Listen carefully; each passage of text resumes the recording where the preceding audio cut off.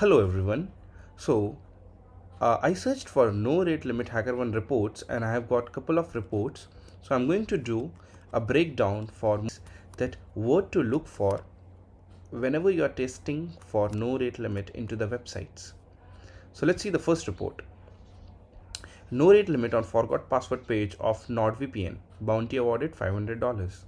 So let's see what this researcher was able to do. So after I read this report, I was able to understand that the researcher was able to send forget password links onto his email address. By intercepting the request into the Burp suite, he was able to send a lot of forgot password emails to his email. Okay. By sending this to intruder and repeating it 100 times, he was able to send 100 emails to his inbox, which was a business impact issue. Okay, so as you can see, he was able to get a lot of emails into his inbox, which was obviously a business impact issue because it would be spamming anyone. So NordVPN awarded $500 for this issue. Let's see the second report. Rate limiting missing at room login. So there was an issue in this application of Chatterbait in which there was an issue on the room login user. So how this user was able to reproduce was he made two accounts, account A and account B.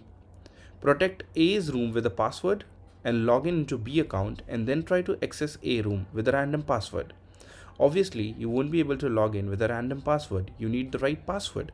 So this user is going to brute force the A room's password by using intruder, and he will test for no rate limit. If the application allows to test a lot of passwords and does not hit a limit, then this is vulnerable to no rate limit. As you can see, the user was able to request the intruder and he ran the intruder until he gets the right password. Okay, so this was the second report wherein the user was able to brute force the password. So bounty awarded $500. Let's see another report. No rate limit on affiliate stats API endpoint. So in this case, this is again the report on the same program, that is Chatterbait. The user was able to brute force a token.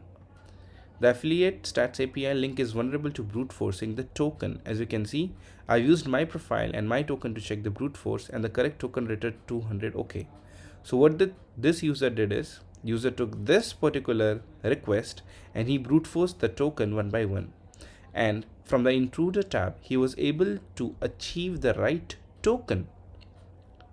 So we can finally conclude that this application was vulnerable to no rate limit, as this user was able to brute force a lot of tokens and there was no limit onto the website. Bounty awarded $150. Let's see more reports. This is again the same report, no rate limit on password reset function. We have already seen video POCs for this. No rate limit on reset password request. Again, let's see this report. We have already discussed this report. This is on reset password. No rate limit on forget password. And the last one, no rate limit on starting up a bot, which is basically sign up.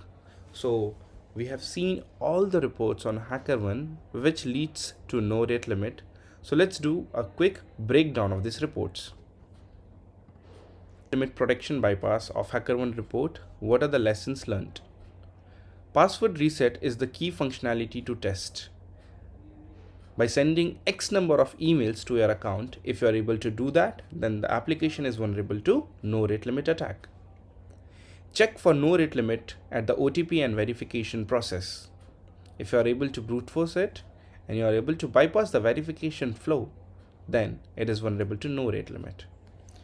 Checking the no rate limit on the sign up creation process. If you are able to make X number of accounts onto the application and there is no limit onto the application, then it is vulnerable to sign up creation. Check no rate limit on the password functionality in some cases. As we saw, the user was able to log in into user A's account into the Chatterbait report of Hackerone. Similarly, you can test for password functionalities, and the last report that we saw was with the tokens. So checking no rate limit on tokens by guessing the correct tokens, and if check the application allows you to log in or give out some sensitive information. So I hope you understood the breakdown of the HackerOne reports for no rate limit protection. Thank you.